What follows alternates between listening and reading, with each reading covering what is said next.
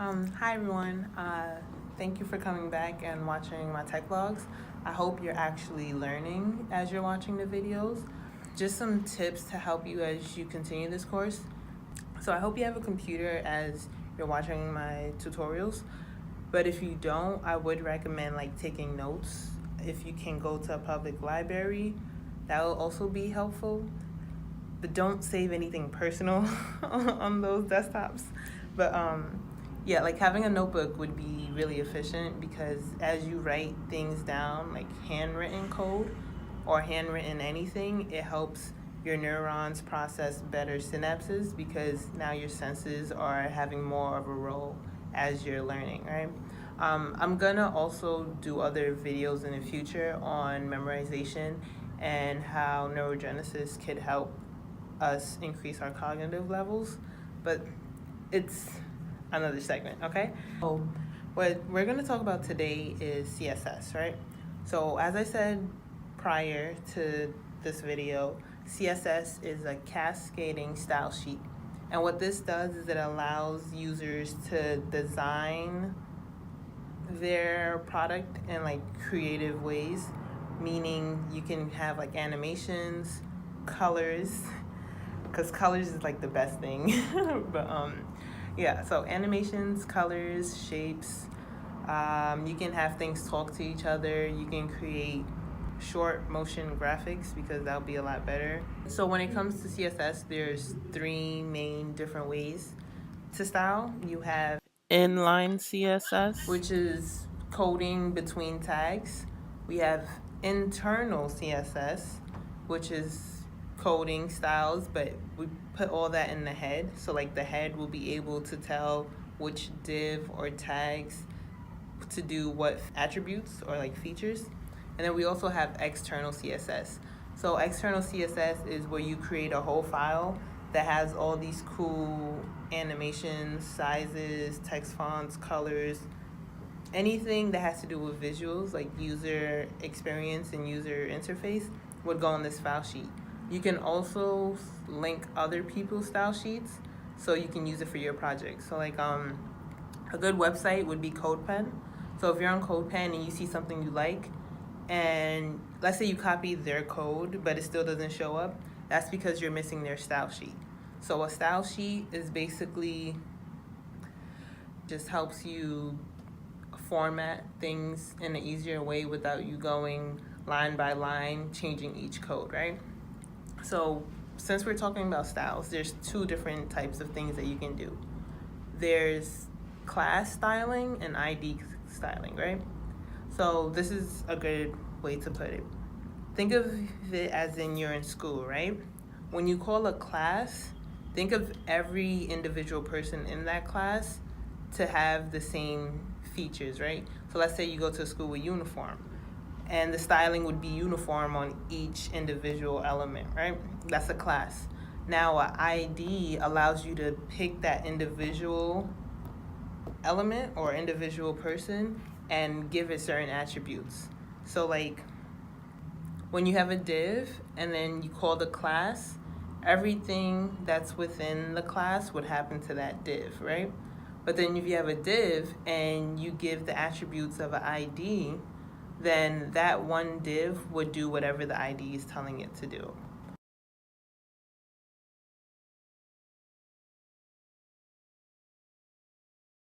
What we're going to be doing is going more in depth with inline CSS, internal CSS, and external CSS. For this episode, I may do inline and internal together and external on its own, but hand in hand, it's the same thing. It's just different processes of how you input them into your index.html file, right?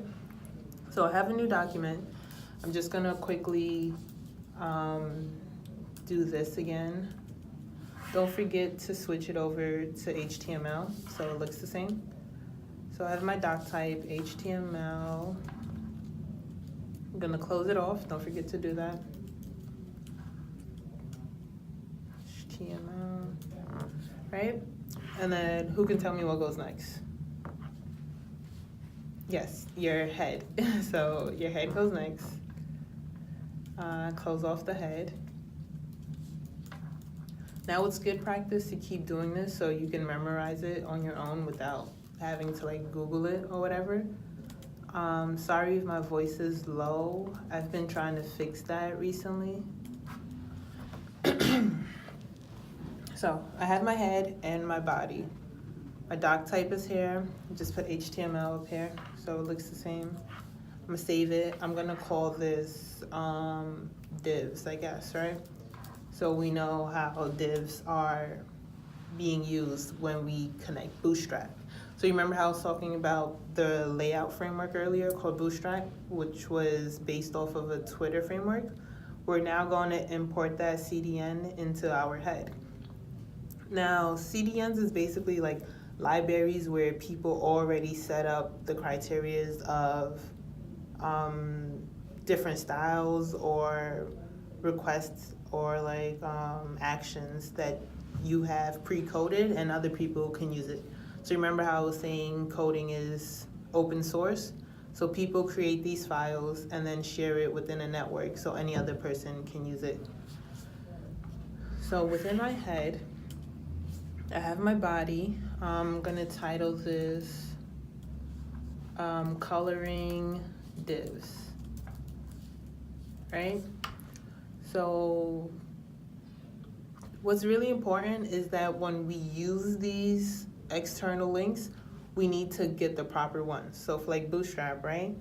I'm just gonna go over to the Bootstrap site real quick, which looks like this. And it updates every so often, like a year, 2 times a year, whatever the case may be. So what we're just gonna do now is look for the source code. There's 2 ways to download this. You can either just link it or you can internally download it into your terminal. We're not gonna do it from the terminal. We're just gonna link it from what the original compiled CDN is. I'm gonna just copy the first one. You have to really make sure you know which ones you're linking if you want the proper library. But for now, we're just gonna use this. I'm gonna put that in my link. So now, it's made it kind of small, but it will look like this, right? Let me zoom back in. So now what I'm gonna do is save it again, just to be sure. And now we're gonna go into dividing the columns. But first, let me make a header. Header, let's see, colors of the rainbow, I guess you could say. I'm doing this off the top of my head, so please excuse the random themes. If it helps, I guess. But because we're doing divs and we're gonna just make sure we can columnize them within each row, then it'll be great, right? So when we're working with divs, I'm not gonna put that in a section. We wanna make sure we clarify the row that it's in and then separate them by columns. You can also do things like nesting rows together, so meaning like multiple columns would be within each other. I think this probably has some examples here. And with Bootstrap, it's not only columns. You can do things from like profiles. There's Giphy-cons, which is like emojis, but for computers. There's different colors you can use, warnings, alerts, whatever the library has in store for you, that's what you can use, right? So let's see, like some of these here. So these are like Giphy-cons. You may have seen them a lot. Like if you, 9 times out of 10, if you open your music player, you're gonna find something like this. So I already started coding one, so I believe I'm just going to just make it here. But row, you see the library already is within my document, so it's gonna automatically close it off. Put the row and the columns in, and then I'm gonna explain what it means, okay? So I'm gonna save. So what this here is showing me that I have a divider, an empty container, and I'm gonna classify this as a row, right? Now within this container, I'm gonna have 12 other containers, and I'm gonna name them relative to what kind of information I want to show on the screen. So I'm gonna save this.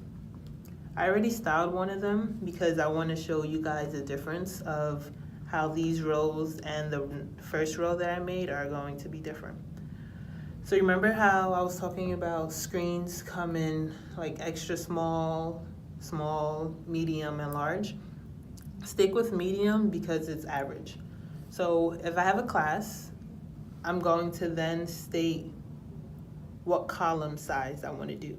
So if I'm using 1 is the smallest, 12 being the largest, and then is relative to how you want the screen to lay out. But I want everything to just be 1 column rows.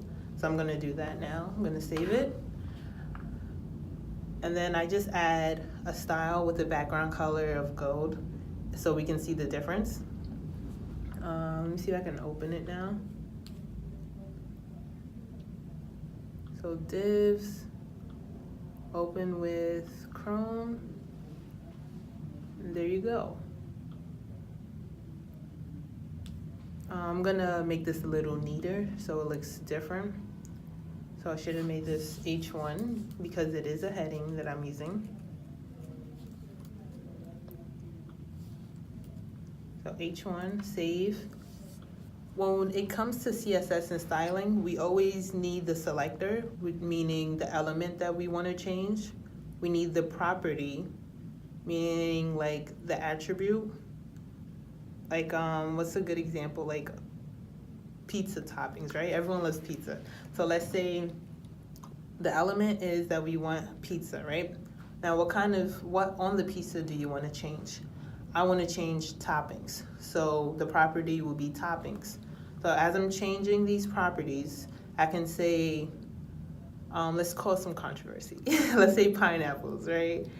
Then the value of the property is going to be pineapples. So pizza, topping, pineapples, okay?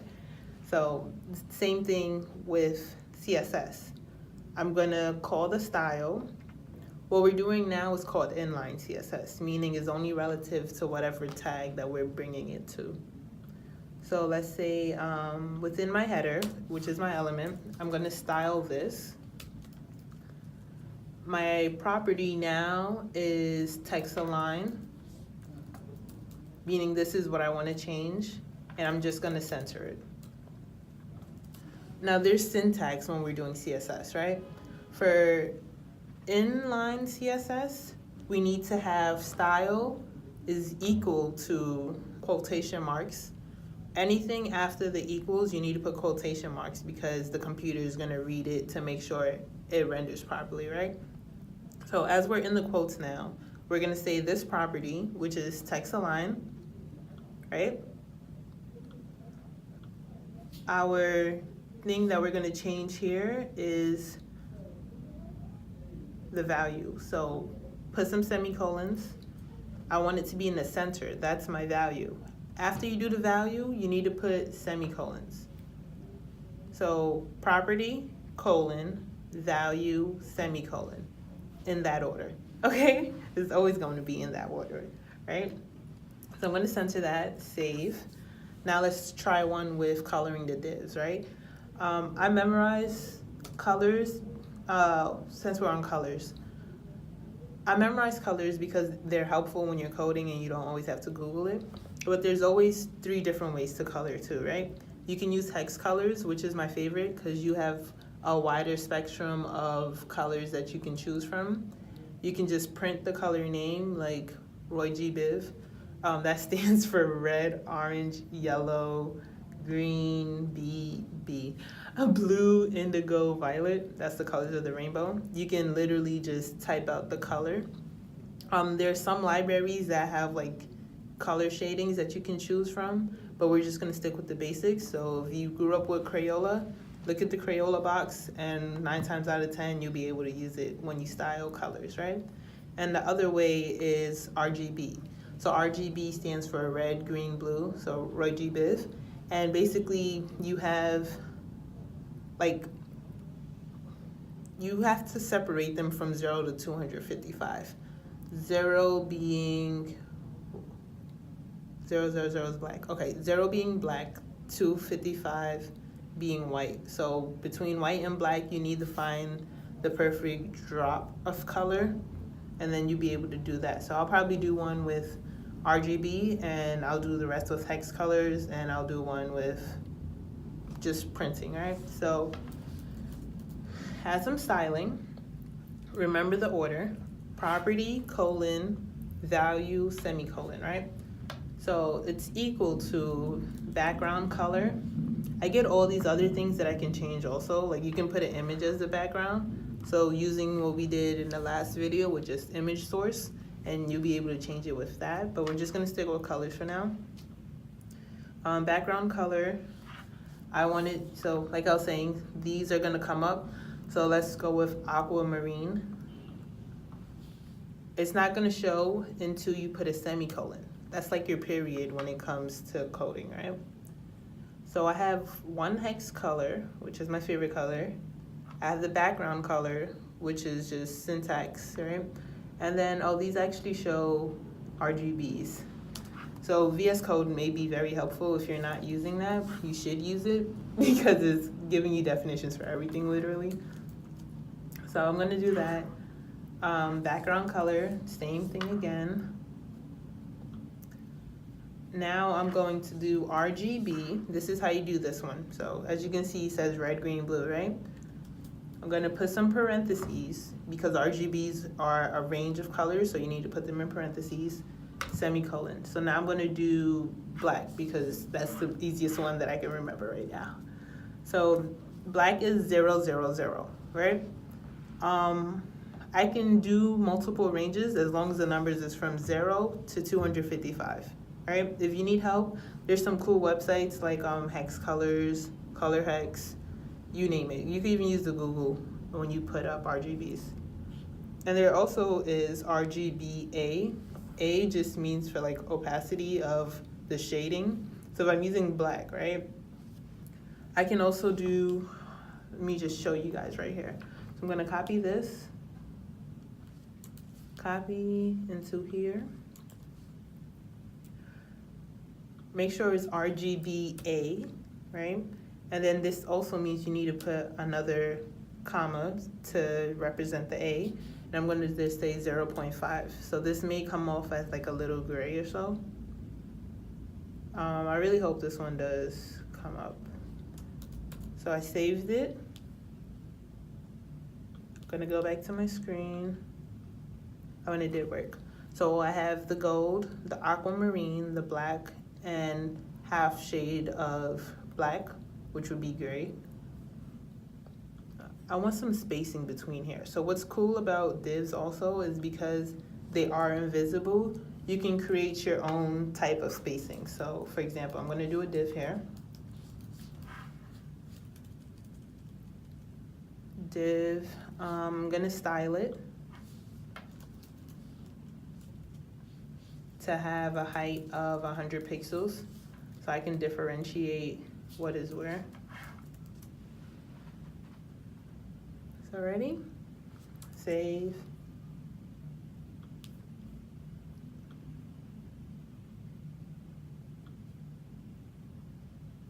As you can see now, I have some spacing here that separates my header from the columns. I can also do something like this.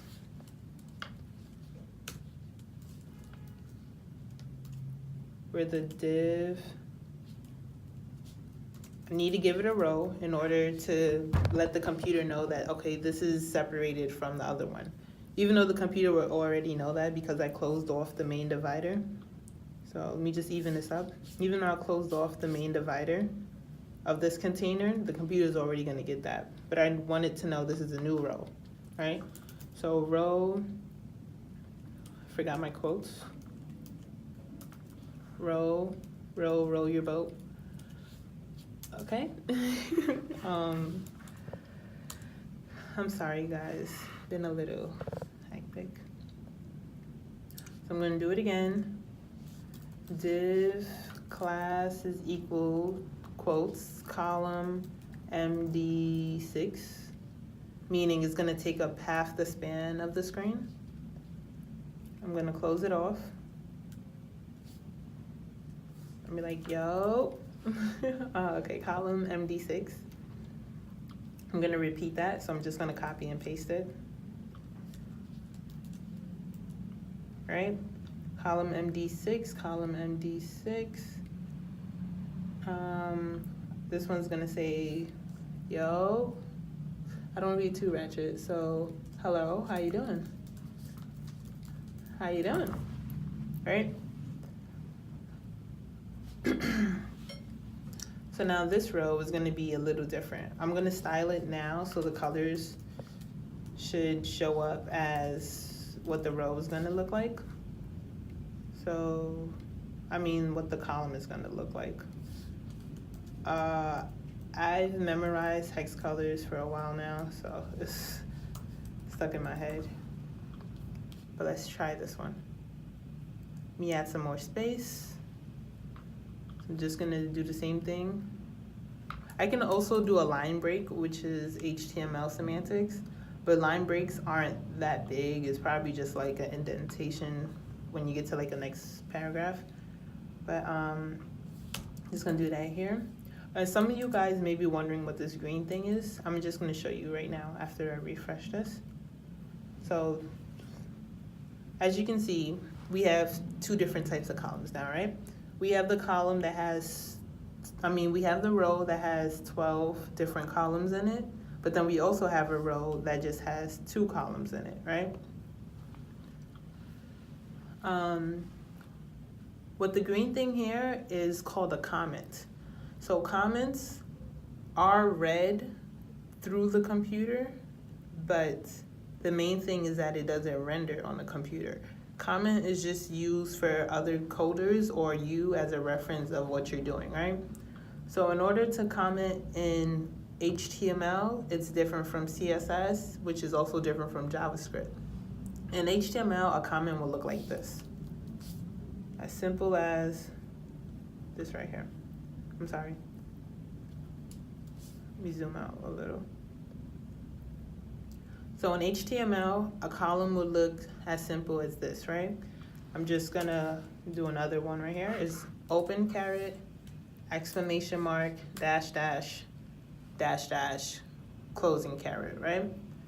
And in the between your 2 dashes on both ends, that's where you add your comment. So I can say this here is to show 2 columns, right? Columns. And I can also add a comment over here so I can separate my code from a lot of the other aspects. So open caret, exclamation mark, dash dash, dash dash for it, right? This is 12 columns. So I'm gonna save it and show you guys that it doesn't show up on the screen. It's just used for references from when you're going back at your code, trying to change anything or looking at anything different. Or if someone else is in your code and they wanna know what's all this information here, what's an easier way to break down what you wrote for me to see. So I'm just gonna close this up. Columns in CSS is a bit different, so we're just gonna go right into internal CSS. What we did here was inline CSS. It's pretty simple. You just add the style is equal to quotes, property, colons, value, semicolons. You can do the same thing with any other type of attribute that it shows for CSS. So background color was one. There's background image, there's height, text align, float, whatever you want to do in order to change that element is going to be able to have a certain value. I have that over there. I'm going to save it. Now we're going to go over internal CSS. Internal CSS means that the style is in the head, right? So now our brain is going to be in control of what our skeleton looks like. Meaning, as I go into the head, I already have my reference link here, meaning my library for CSS. Let me just space that out a little. Now I'm going to have a style tag, right? And within this style tag, I want to add some attributes. So now the syntax here is just a little bit different. It's just now we need to add some curly brackets to each element, right?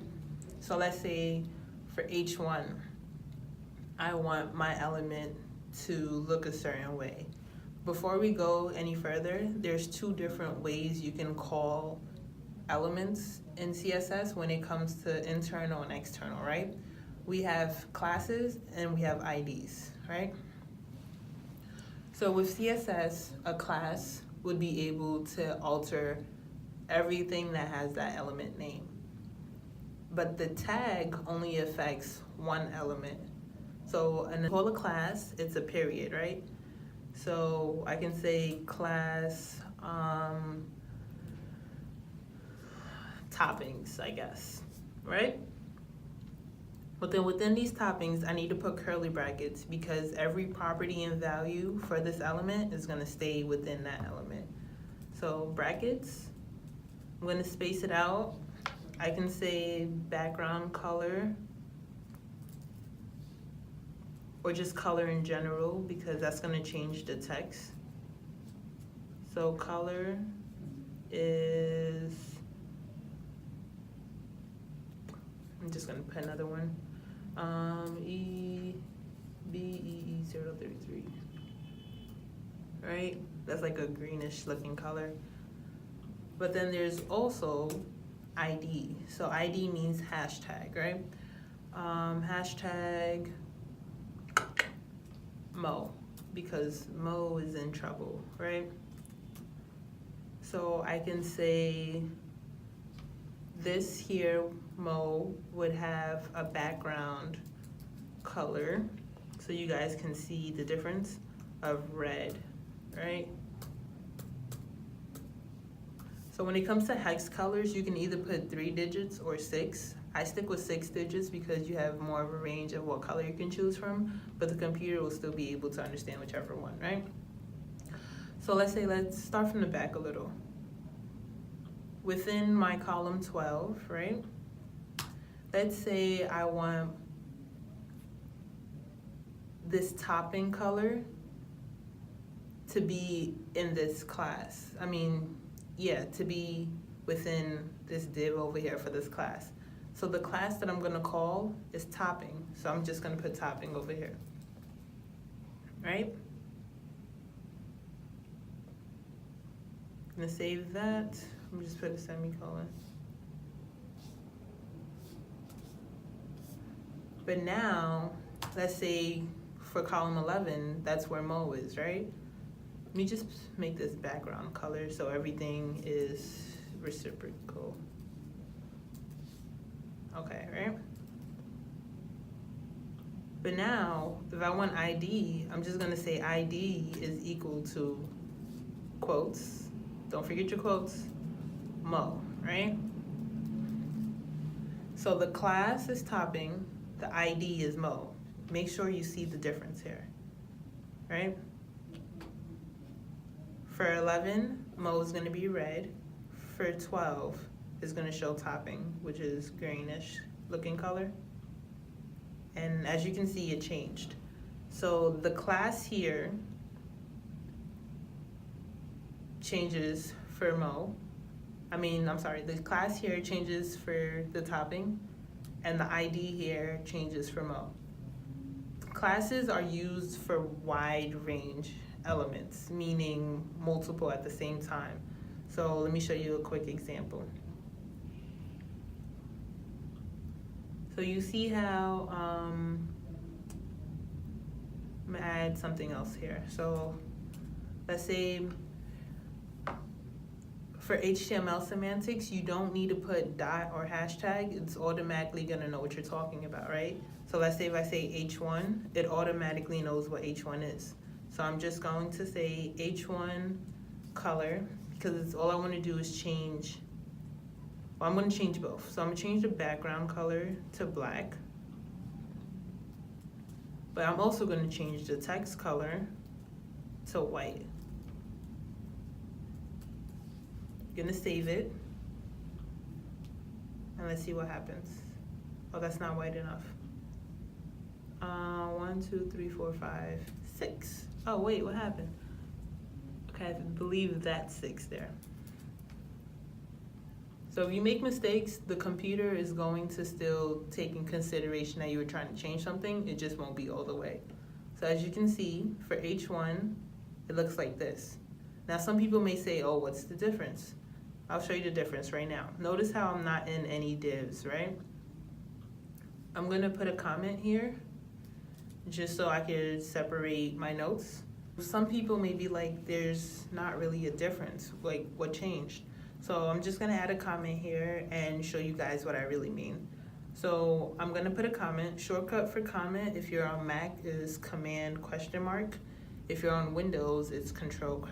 Right? So H1 flavors. Even though it's really gonna be one flavor, so I'm just gonna put H1 text. Just to make sure it's even and it doesn't like render on a different part of the screen, I'm gonna put it in a divider. So div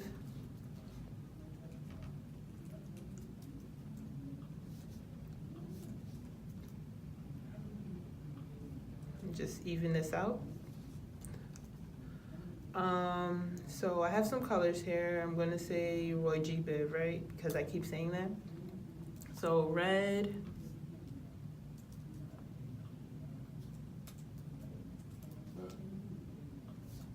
green, blue, right? I have these here. They're all H1.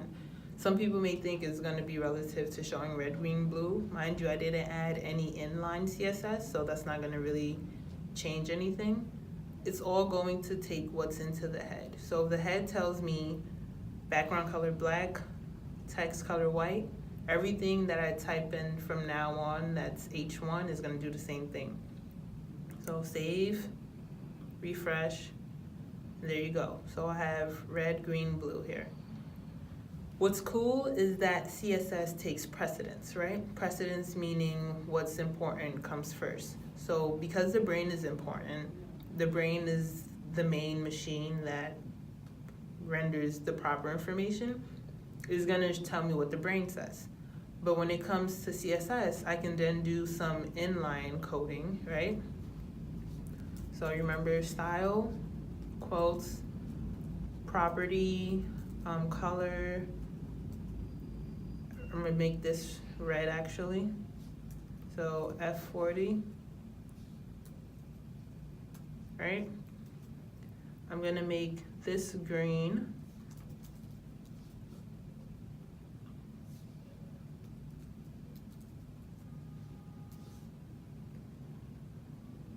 Let me move this hashtag. Oh, color, green, and I'm gonna make this blue.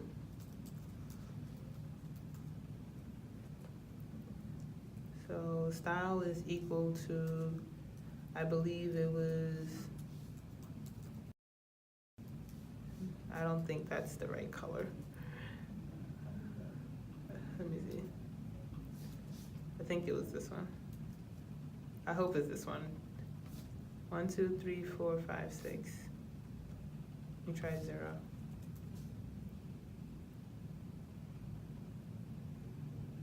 Let me just put blue because I can't remember right now. So I'm just gonna put blue, right?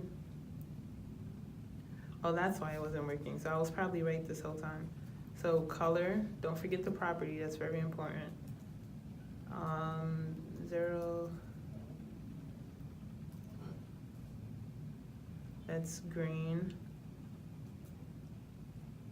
That's still green. We just put blue.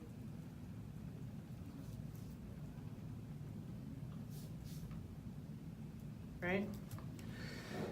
Now, because I told the specific element that I want to change this attribute or property value, it's going to do it for each one that I call it for. So now, beforehand, the head was telling me all H1 would be like this, but now inline is telling me that I want to change these to be relative. So H1 will always be H1, But if I change the inline CSS, then those would change relative to these attributes, right? So just to show you that it's still gonna do the same thing, I'm gonna change the font size. So font size is equal to pixels, keep it in pixels. So let's see. I don't need to put quotes here. Let's see, 250 pixels. That's really big, but just to show you guys that it's gonna do what it's supposed to do. I think I did need quotes. No, so how come it's not changing? Let me see if it works like this. So I'm gonna say font size. Oh, that's why. Colons. Equals is for inline. Colons is for internal and external, right? Save, and then refresh. 250 pixels look like, whoa, this. So H1 here. So 250 pixels look like this. H1 is clearly mad big. Everything else still stays the same because these aren't H1, right? Red, green, blue, right? I'm gonna make this a little smaller because that hurts my heart, right? This is a little better. Colors of the rainbow, red, green, blue. I can do the same thing if I made these into columns, so they'll be either same. Relative to how the style looks internally, like this, I can take this out and make an external sheet. So if I save this, everything will go away, right? I'm gonna refresh it, everything goes away besides the inline CSS. But if I want the CSS that I put in the head to show from internally, I can extract it and put it externally. I'm gonna create a new file, and this is gonna be called .css. So style.css. Usually it's called like style.css or main.css. Just make sure you're able to tell the difference. So if I'm here, I don't need to put the tag because it's not in the head. CSS has its own way of doing things. So I'm gonna save this. It's already in CSS, but now I need to link it, right? So I'm gonna link the source. So link. Ooh, this is a style sheet. Should have put my quotes. Everything that's equal to something, you need to put quotes next to it, right? So I believe this was, I'm gonna href this. Href it. And then boom, it's back to where it was, right? So I'm referencing this style sheet and it gives me everything that I needed again. Mind you, nothing is in the head. What's wrong with this? I have an error here, so let me see what's wrong. Oh, it's just probably nothing. So I'm gonna link this style sheet, and the name of it is called style.css. Make sure the name is always the same, or you're not gonna see what you're looking for. So most people do external style sheets, so you can have like an abundance of whatever different designs that you wanna add without making your index file look really big. And if it's in an external sheet, it'll be able to compile easier, because remember how I told you the computer reads everything from top to bottom. If there's so much information in your head, it'll take so long for it to get to the bottom that a lot of your screens are gonna like take long to boot, and it's just not cool, okay? And you can add as much as you want in the style sheet without having to feel like, oh man, there's a whole bunch of text here, I'm gonna need to do like a lot of comments. Speaking about comments, when you want to do comments in CSS, it's something similar. It's just like a backslash. I'm gonna put stars, asterisks, backslash, and in between is where you put your comments. So this is my beautiful styles. Save. Just to show you guys that this does change. I'm gonna make this background color, I'm gonna just put some random numbers here. Hopefully this is a color, not an ugly color. I'm gonna make this beige. Save it. Mind you, I didn't change anything in my head. There's no beige in the inline.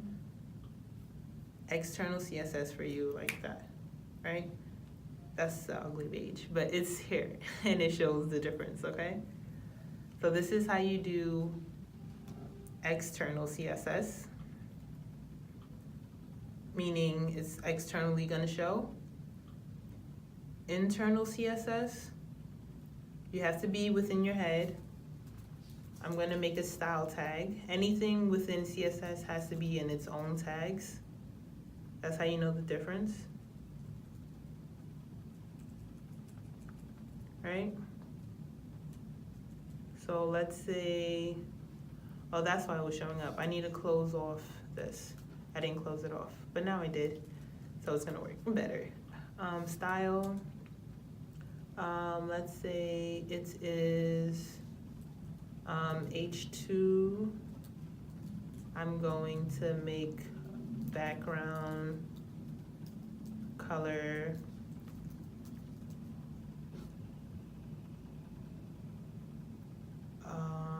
whatever color this is. Semicolon, save. I'm gonna make an H2 within here. So let's say column dot this. 1, 2, 3, 4.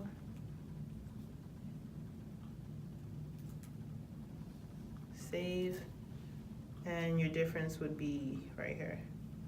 So now you see this change internally, and then within the inline CSS, they look like these over here. Okay? If you need more help, I'm gonna put more information within the slides, and just join me next week and we'll go more into CSS when it comes to designing properties and making things look better and different. Thank you.